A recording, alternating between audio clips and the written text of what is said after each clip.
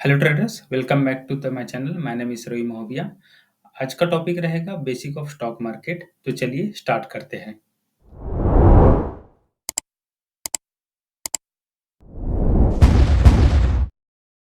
इस वीडियो में मैं आपके साथ टेक्निकल एनालिसिस, फंडामेंटल एनालिसिस और एक बेसिक से लेकर जो एडवांस की जो जर्नी है वो मैं सारा कुछ इसमें कवर करने वाला हूँ।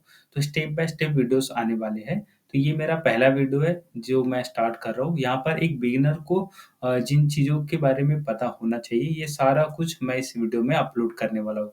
तो इस वीडियो को एंड तक जरूर देखिएगा। बेसिक ऑफ स्टॉक मार्केट में कुछ ऐसे 9 पॉइंट्स हैं जो मैं कवर करने वाला हूँ। तो ये कुछ रहे 9 पॉइंट, इसके बारे में आप थोड़ा-सा देख लीजिए, ठीक है? तो चलिए स्टार्ट करते हैं। What is stock market?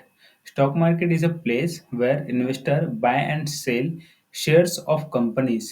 It's a set of exchange where companies issues shares and other securities for trading. मतलब एक ऐसा प्लेटफॉर्म है जहां पर इन्वेस्टर्स बाइंग और सेलिंग करते हैं, मीन्स किसी भी कंपनी के शेयर्स को बाय और सेल करते हैं। ठीक है, यहाँ पर कंपनी क्या करती है, कंपनी अपना आईपीओ लाकर अपने शेयर्स लॉन्च करते और उन आईपीओ में इन्वेस्टर इन्वेस्ट करते हैं। ठीक है, और सेकेंडरी मार्केट में जाकर एक व्यक्ति किसी भी कंपनी के शेयर्स को बाय कर सकता है। अगर सिंपल भाषा में समझे, जिस तरह से बाजार मंडी में जाकर कोई भी सब्जी ले सकता है, उसी तरह से ये बाजार मंडी होता है, लेकिन ये कंपनियों का बाजार मंडी होता है जहां पर लिस्टेड कंपनियों के शेयर्स कोई भी इन्वेस्टर जाकर ले सकता है। बस आपके पास डीमैट अकाउंट होना जरूरी है। डीमैट अकाउंट के थ्रू ही आप बाइंग और सेलिंग कर सकते हो। देखिए, काफ़ी लोगों के दिमाग में ये सवाल ज़रूर होता है कि स्टॉक मार्केट लीगल है या इल्लीगल है? तो मैं आपके दिमाग से ये पहले क्लियर कर देता हूँ कि ये जो स्टॉक मार्केट है, ये पूरी तरह से लीगल बिज़नेस है, ठीक है? ये जो स्टॉक मार्केट है, इसे रेगुलेट किया जाता है सेबी के थ्रू। सेबी क्या है? Security exchange board of India, जो स्टॉक मार्केट और म्यूचुअल फंड को रेगुलेट करने का काम करती है। जैसे कि हमारे बैंकिंग सेक्टर को, जैसे प्राइवेट बैंक हो या फिर पब्लिक बैंक हो, इन दोनों को कंट्रोल करने का काम आरबीआई का होता है और इंश्योरेंस कंपनी को रेगुलेट करने का काम प्राइवेट इंश्योरेंस कंपनी और एलआईसी को रेगुलेट करने का काम IRDAI, insurance regulatory depository authority of India, इनका होता है।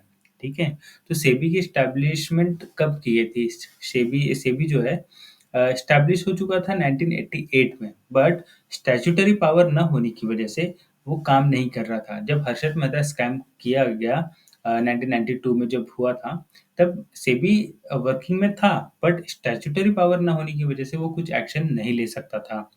फिर हर्षद मेहता के बाद में सेबी एक्ट बनाया गया 1992, उसे स्टैट्यूटरी पावर दिया गया, जहाँ से सेबी एक्टिवली काम करने लगा और जितने भी फ्रॉड्स है उनके ऊपर निगरानी रखने लगा। तब से ही हमारे स्टॉक मार्केट में फ्रॉड्स कम होने लगे हैं।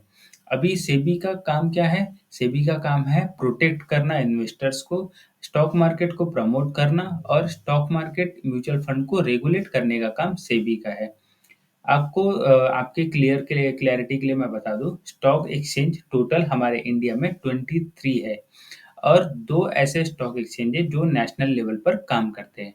पहला है एनएसई नेशनल स्टॉक एक्सचेंज, दूसरा है बॉम्बे स्टॉक एक्सचेंज।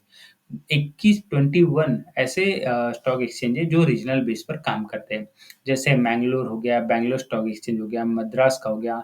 अभी आपको पता होगा कि 2024 से कलकत्ता स्टॉक एक्सचेंज में भी ट्रेडिंग होने वाली है, क्योंकि ये काफी दिनों से बंद पड़ा हुआ है।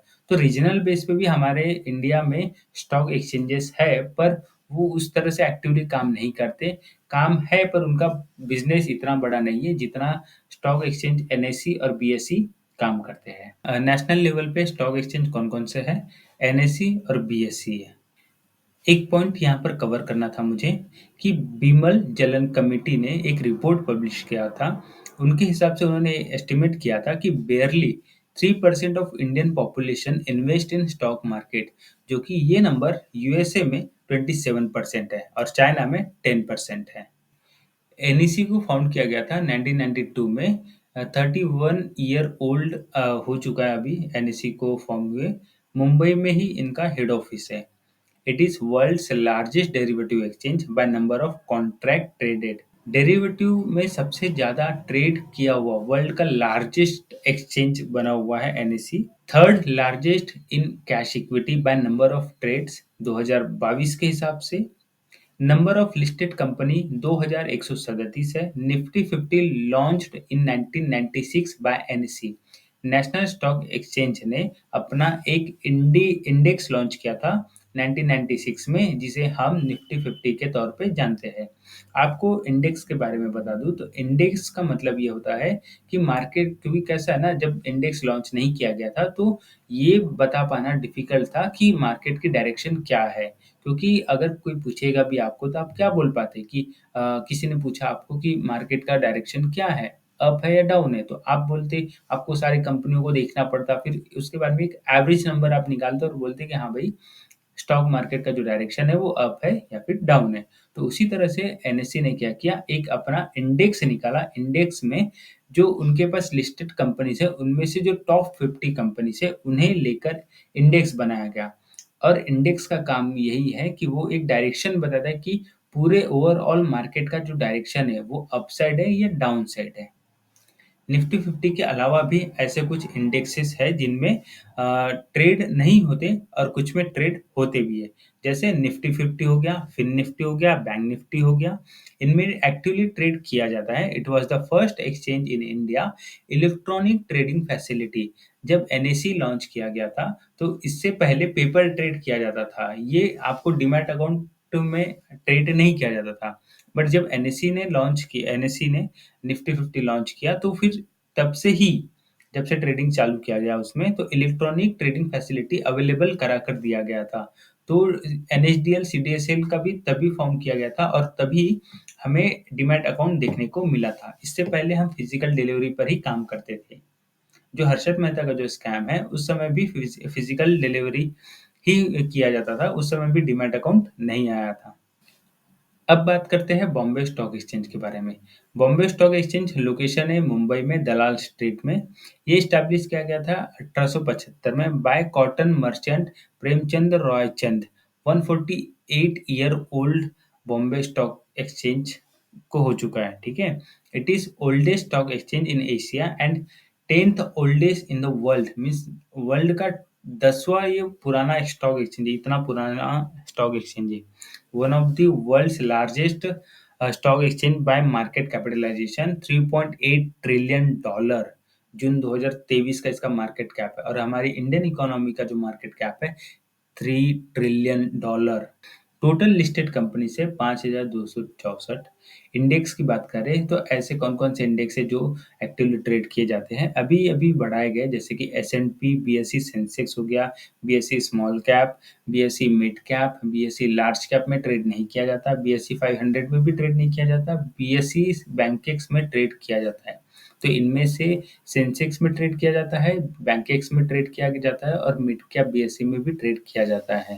तो ये एक्टिवली ट्रेड किए जाते हैं, बाकियों में ये सिर्फ इंडेक्स है जिससे हम एक डायरेक्शन पता कर सकते हैं। बीएसई सेंसेक्स जो है, ये सेंसेक्स जो इंडेक्स बना गया, जिसे जिसे हम बोलते हैं सेंसेक्स, 30 कंपनियों को मिलाकर, मीन्स कंपनी लिस्टेड कितने, 5264, लेकिन 30 कंपनियों को, जो बड़ी अपने इंडस्ट्री में लीडिंग कंपनीज है और जिनका मार्केट कैप बड़ा है, ऐसे 30 कंपनियों को लेकर बॉम्बे स्टॉक एक्सचेंज ने सेंसेक्स इंडेक्स बनाया।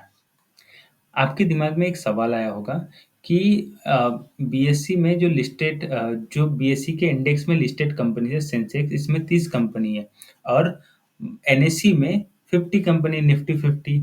तो आपको मैं इसमें क्लियर बता देता हूँ कि जो 30 कंपनी यहाँ पर है अपने सेंसेक्स में, वो 30 कंपनी निफ्टी 50 में भी है।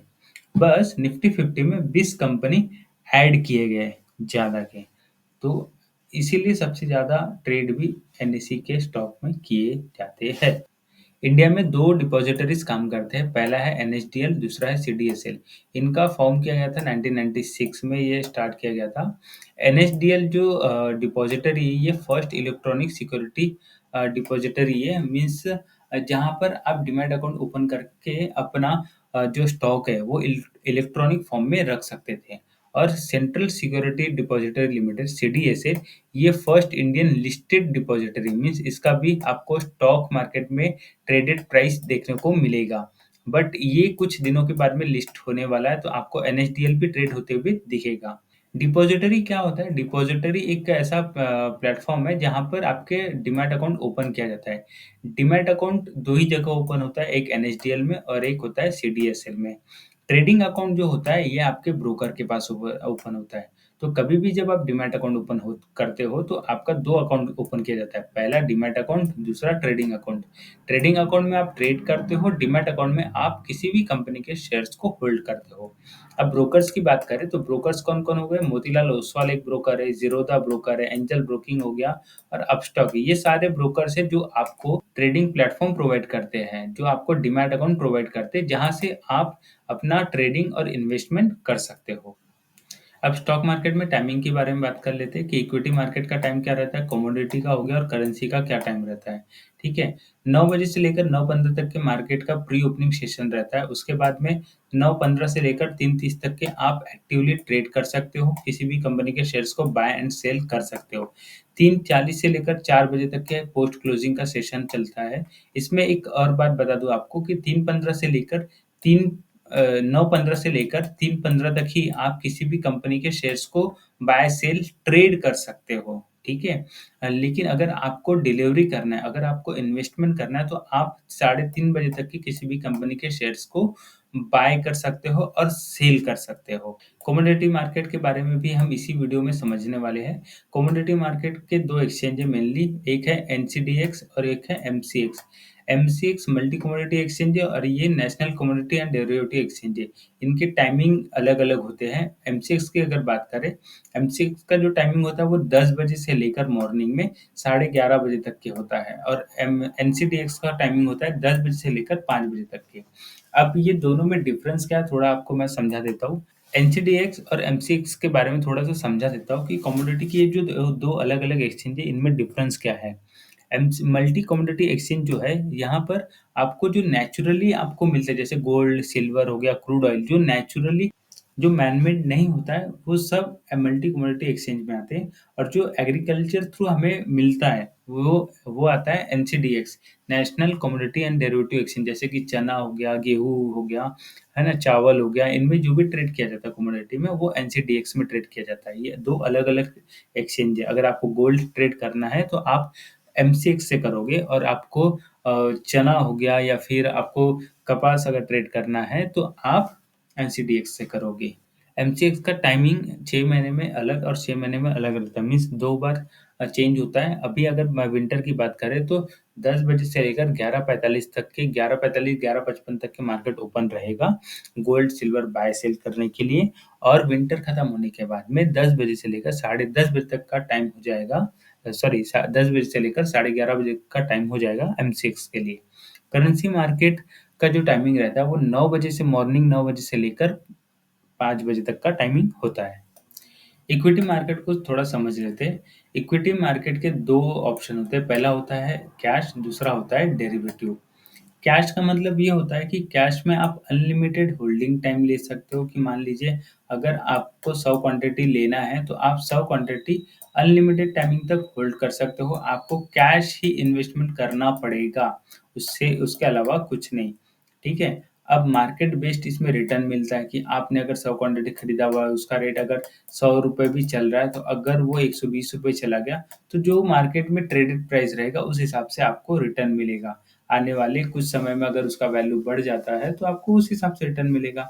अनलिमिटेड क्वांटिटी आप बाय कर सकते हो और लिक्विडिटी भी इसमें ज़्यादा होती है। डेरिवेटिव की बात करें तो डेरिवेटिव के 2 ऑप्शन होते हैं, पहला होता है फ्यूचर, दूसरा होता है ऑप्शन। फ्यूचर का मतलब जैसा नाम है इसका वैसा इसका काम है कि आप किसी भी प्रोडक्ट को फ्यूचर प्राइस से डिसाइड करते हो कि फ्यूचर में इसका प्राइस इंक्रीज होगा या डिक्रीज होगा। मान लीजिए कि आपने गोल्ड लिया हुआ है, ठीक है? तो गोल्ड का प्राइस फ्यूचर में बढ़ने वाला है या कम होने वाला है, इसके बारे में आप पहले से सोचकर ट्रेड लेते हो। अगर गोल्ड का प्राइस फ्यूचर में बढ़ने वाला है, तो आप बाय करोगे। आज आप खरीदोगे और फ्यूचर में उसे सेल करोगे। लेकिन वही अगर आपको लग रहा है कि गोल्ड का प्राइस कम होने वाला है, तो आज ही आप उसे सेल करोगे और फ्यूचर में उसे बाय करने के बारे में सोचोगे। क्यों? क्योंकि फ्यूचर में आप सोच रहे हो उसका प्राइस कम होने वाला है। तो ये हो गया सिंपल टर्म में फ्यूचर। फ्यूचर में आपको मार्जिन पे करना होता है, इसमें मार्जिन ज़्यादा लगता है। जैसे कि कैश में आपको अगर एक क्वांटिटी बाय करना है, तो एक ट्रेडेड प्राइस जो चल रहा होगा, जैसे कि रिलायंस अगर आपको खरीदना है, तो रिलायंस का जो ट्रेडिंग प्राइस है, मान लीजिए अभी के समय में ₹2400 का रेट है, तो आपको एक क्वांटिटी खरीदने के लिए ₹2400 पे करने पड़ेंगे। उसी तरह फ्यूचर्स में आपको पे नहीं करना पड़ता है, आपको मार्जिन मेंटेन करके रखना पड़ता है। तो उसे ये तकरीबन 1.5 से 2 लाख रुपए का अमाउंट होता है। लॉस जो होता है इसमें अनलिमिटेड लॉस देखा जाता है, प्रॉफिट भी इसमें अनलिमिटेड मिलता है। ये पहले से डिसाइडेड होता है, जैसे कि इसकी क्वांटिटी आपको लॉट साइज़ में मिलेगा, पहले से प्राइस भी डिसाइडेड रहेगा, टाइम एंड क्वालिटी भी पहले से डिसाइड किया जाएगा। अब बात करते हैं ऑप्शन के बारे में। फ्यूचर एंड ऑप्शन के बारे में मैं अलग से वीडियो कवर करने वाला हूँ, जिसमें आपको फ्यूचर के बारे में और ऑप्शन के बारे में फुल नॉलेज देने वाला हूँ कि किस तरह से इसमें ट्रेड किया जाता है, क्या-क्या आपको जानकारी रखनी ज़रूरी है कि जिससे आप सेफली ट्रेड कर सकते हो। आपको अगर बेहतर ट्रेडर बनना है, तो आप क्रूड ऑयल और गोल्ड में ट्रेड कर सकते हो, ये आपको बहुत अच्छा रिटर्न दे सकते हैं और इनमें लिक्विडिटी भी आपको अच्छी देखने को मिलती है। अब बात करते हैं ऑप्शन। ऑप्शन में बाइंग और सेलिंग हम दोनों कर सकते हैं। अब बायर्स क्या करता है? बायर्स प्रीमियम पे करता है। मान लीजिए आप किसी भी कंपनी का इंश्योरेंस ले रहे हो, तो इंश्योरेंस लेते समय में आप क्या करते हो? अगर आपको उसमें कवर दिया जाता है 5 लाख रुपए का, तो उसके बदले में आप प्रीमियम पे करते हो कि आप ₹10,000 का प्रीमियम पे करोगे, उसके बदले में आपको 5 लाख रुपए का कवर मिलेगा। अगर आपको कुछ हो जाता है, तो उसके अगेंस्ट में आपको 5 लाख रुपए मिल रहे हैं। उसी तरह से जैसा इसका नाम है ऑप्शन, तो ऑप्शन है यहाँ पर कि बायर्स यहाँ पर प्रीमियम पे कर सकता है। इसमें लॉस कितना होगा? लॉस होगा लिमिटेड, जितना आप प्रीमियम पे करोगे उतना आपका लॉस होगा। प्रॉफिट कितना होगा? प्रॉफिट अनलिमिटेड होगा। जैसे आपको इंश्योरेंस वाला ही एग्ज़ाम्पल फिर से समझा देता हूँ कि अगर आपके पास बाइक है, बाइक का आपने इंश्योरेंस निकाला हुआ है। अब इंश्योरेंस का आप प्रीमियम पे करते हो कि ₹5000 का आप प्रीमियम पे करोगे, उसके अगेंस्ट में आपको क्लेम मिलेगा। क्लेम कितना मिलेगा? वो 1 लाख, 2 लाख जो जैसा आप अपना पॉलिसी निकालोगे, ठीक है? अगर आप व्हीकल का एक इंश्योरेंस निकाल रहे हो, तो इसमें रिस्क क्या है? जितना आप प्रीमियम पे कर रहे हो उतना रिस्क होता है, ठीक है? और आपको गेन क्या होगा? गेन होगा जितना आपको कवर मिल रहा है, वो 5 लाख का जो मिल रहा है। तो इसमें क्या हुआ? ऑप्शन बायर के पास यही एडवांटेज है कि उसका जो लॉस है वो लिमिटेड है। जितना वो इन्वेस्टमेंट करेगा उतना उसका लॉस हो सकता है। लेकिन प्रॉफिट कितना है? प्रॉफिट अनलिमिटेड है। वो ₹100, ₹200 मीन्स वो अपने इन्वेस्टमेंट का 100%, 200%, 300% का रिटर्न निकाल सकता है। अब बात करते हैं सेलर। सेलर यहाँ पर मार्जिन पे करता है अपने पोजीशन को लेकर। सेलर बायर की तरह प्रीमियम पे नहीं करता। इसे मार्जिन पे करके रखना होता है, जो कि होता है 1.5 लाख रुपए अपने-अपने अलग-अलग पोजीशन के हिसाब से। इसका जो लॉस होता है वो अनलिमिटेड लॉस होता है और प्रॉफिट जो होता है वो लिमिटेड होता है। बिकॉज़ बायर क्या कर रहा है? प्रीमियम पे कर रहा है। तो जो बायर का प्रीमियम है वो सेलर के लिए प्रॉफिट होता है। तो सेलर सिर्फ प्रीमियम कमाता है, प्रीमियम ही उसका प्रॉफिट होता है और लॉस उसके लिए अनलिमिटेड होता है, क्योंकि बायर जो पैसा कमा रहा है, ये जो प्रॉफिट अनलिमिटेड दिख रहा है, ये सेलर के लिए लॉस होता है अनलिमिटेड। ये अभी इसकी बात कर लेते हैं, ये प्री डिसाइडेड होता है क्वालिटी, प्राइस, टाइम और क्वांटिटी। जो पहले से क्वांटिटी डिसाइड होता है कि कितना लॉट आपको लेना है, प्राइस क्या रहेगा, टाइम कितना रहेगा, क्वालिटी कितना रहेगा। तो ये सारा कुछ पहले से डिसाइड किया हुआ होता है। तो इसके बारे में हम आगे वीडियो में और समझेंगे। इतना अभी के लिए काफ़ी रहेगा। अब बात कर लेते हैं कमोडिटी मार्केट के बारे में। कमोडिटी मार्केट के बारे में मैंने आपको थोड़ा-सा समझाया हुआ था कि एमसीएक्स क्या है और एनसीडीएक्स क्या है। ये national commodity and derivative exchange जो है, ये एग्रीकल्चर जितने भी जो जिन्हें हम हाथ लगा सकते हैं, जैसे कि ये एग्रीकल्चर के थ्रू हमें मिलता है, ठीक है? सोयाबीन हो गया, चना हो गया, कॉटन हो गया, पेपर हो गया, शुगर हो गया, जीरा हो गया, व्हीट, धनिया, ये कापूस। ये सारे हमें एग्रीकल्चर के थ्रू मिलते हैं, मीन्स ये मैन मेड है, राइट? क्रूड ऑयल हम फिर से क्रिएट नहीं कर सकते, नेचुरल गैस हम नहीं बना सकते, aluminium, silver, lead, zinc, nickel, gold, copper, ये सब हमें नेचुरली मिले हुए। तो इनका जो तो ये सारे जो नेचुरली जो हमें मिले हुए, ये सब एमसीएक्स में ट्रेड किए जाते हैं और एनसीडीएक्स में एग्रीकल्चर कमोडिटी को ट्रेड किया जाता है। अब इसमें दूसरी बात कर लेते हैं, ये जो कमोडिटी मार्केट है ना, ये पूरी तरह से फ्यूचर मार्केट है। मीन्स यहाँ पर किसी भी तरह का ऑप्शन ट्रेड नहीं लिया जाता। इसमें फ्यूचर बेस्ड ही ट्रेड किया जाता है। यहाँ पर आपको मार्जिन पे करना पड़ेगा और मार्जिन से ही आपको पोजीशन होल्ड करना पड़ेगा। यहाँ पर पहले से ही आपको डिसाइड करके रखना होता है कि फ्यूचर का प्राइस क्या हो सकता है, उस हिसाब से आपको फुल मार्जिन पे करके ट्रेड लेना होता है। It's a very risky game. इसे अगर आप ट्रेड करना चाहते हो तो आपको आपके पास एक अच्छा खासा एक्सपीरियंस होना चाहिए और आपको किसी प्रोफेशनल के साथ ही इसके बारे में डिटेल नॉलेज रख कर उनके साथ ट्रेडिंग सीखना ज़रूरी है। ऑप्शन के बारे में थोड़ा-सा समझ लेते हैं, थोड़ा-सा बात कर लेते हैं इसके बारे में। ऑप्शन में क्या होता है ना कि एक होता है कॉल और दूसरा होता है पुट। कॉल हम कब खरीदते हैं? कॉल हम तब खरीदते हैं जब मार्केट का डायरेक्शन होता है अप, ओके? और पुट हम तब खरीदते हैं जब मार्केट का डायरेक्शन होता है डाउन।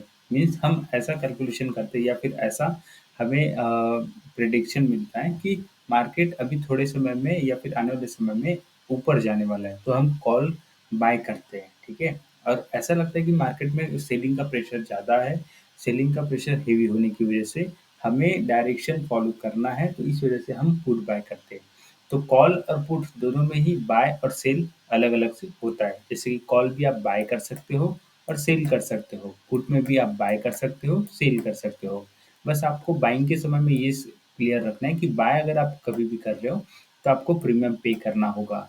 सेम पुट में भी अगर आप बाय कर रहे हो तो आपको प्रीमियम पे करना होगा और सेलिंग के समय में आपको मार्जिन पे करना होगा। अगर आप बाइंग देखोगे तो बाइंग आपको 5 से 10,000 रुपए में हो जाएगा। 1-2 लॉट तो आप बाय कर ही सकते हो, बट सेलिंग सेलिंग के लिए आपको कम से कम 1.5 लाख रुपए का कैपिटल लगेगा। एज़ अ मार्जिन आपको होल्ड करके रखना पड़ेगा, तब जाकर आप 1 लॉट इसमें सेल कर सकते हो। When market goes up, buy call option. When market goes down, buy put option. Currency market India में हम मेनली 5 करेंसी में ट्रेड करते हैं, यूएसडी, आईएनआर, जीबीपी, यूरो, येन। येन ये जापान की करेंसी, यूरो, जी ग्रेट ब्रिटेन पाउंड, इंडियन और USD. इनके अगर लॉट साइज की बात करें तो 1000 क्वांटिटी का इनका लॉट साइज होता है, ठीक है? और ये जो जापान की करेंसी है येन, इसका जो लॉट साइज है ये है 1 लाख क्वांटिटी का। मीन्स अगर आपको एक लॉट बाय करना है तो आपके पास 1000 क्वांटिटी यहाँ पर आ जाएगा। आप इसे इंडिविजुअल ट्रेड नहीं कर सकते, इसे आप पेयर वाइज ही ट्रेड कर सकते हो। जैसे कि इंडियन यूएसडी आईएनआर या जीबीपी आईएनआर हो गया, यूरो यूरो आईएनआर हो गया, येन आईएनआर हो गया, इस तरह से आप पेयर में ही ट्रेड कर सकते हो। करेंसी में आप फ्यूचर एंड ऑप्शन दोनों में ट्रेड कर सकते हो। फ्यूचर वाइज भी आप पोजीशन बना सकते हो और ऑप्शन वाइज आप बाय और सेल दोनों कर सकते हो। इसका वीकली एक्सपायरी भी होता है। वीकली एक्सपायरी ये आपको फ्राइडे एक्सपायरी मिलेगा। मीन्स एवरी फ्राइडे ये आपको एक्सपायरी मिलेगा। आई होप ट्रेडर्स आप लोगों को ये वीडियो पसंद आया होगा। मिलते हैं नेक्स्ट वीडियो में, तब तक के लिए राधे राधे।